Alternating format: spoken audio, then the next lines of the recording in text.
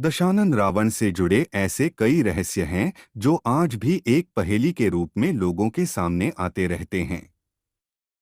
इन्हीं में से एक है वो अमृत जो उसकी नाभि में स्थापित था। आइए जानते हैं कि आखिर कहाँ से आया था रावण की नाभि में अमृत। हिंदू धर्म के महाकाव्य रामायण ग्रंथ में कई अनोखे और गहरे रहस्य छिपे हुए हैं। रामायण में हर एक पात्र किसी न किसी रहस्य को समेटे हुए थे।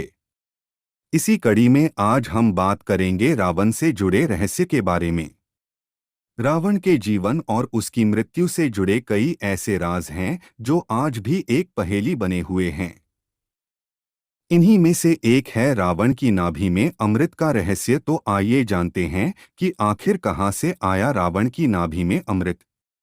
रामायण ग्रंथ के अनुसार जब श्री राम और रावण का युद्ध हुआ था तब श्री राम के अनेक प्रयासों के बाद भी वह रावण को मृत्यु दे पाने में विफल हो रहे थे।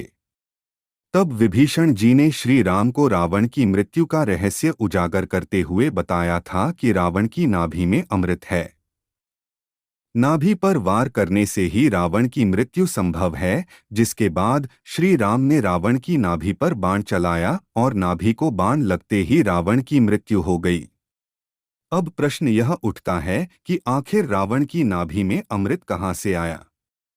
तो बता दें कि इसके पीछे एक पौराणिक कथा है, जिसके अनुसार जब बाली और रावण का युद्ध हुआ था तब रावण को बाली ने परास्त कर भूत घायल कर दिया था। यह देख रावण की पत्नी मंदोदरी ने रावण को अमर बनाने का संकल्प लिया। मंदोदरी ने अपने पिता से अमृत के बारे में पूछा और सारी जानकारी जुटाकर चंद्रलोक की ओर चल दी। अपने पिता की सहायता से मंदोदरी चंद्रलोक तक पहुंची। अमृत चंद्रलोक में स्थापित था, लेकिन उसे चुरा पाना संभव न था। इसलिए मंदोदरी ने शरद पूर्णिमा का इंतजार किया, क्योंकि ऐसा माना जाता है कि मात्र शरद पूर्णिमा के दिन ही चंद्रदेव स्वयं अमृत कलश को बाहर निकालकर उसकी कुछ बूंदें धरती पर गिराते हैं। जब शरद पूर्णिमा आई तब मंदोदरी ने विभीषण जी की मदद से अमृत कलश से अमृत की कुछ बूंदें चुराईं और उन बूंदों को रावण की नाभि में स्थापित कर दिया।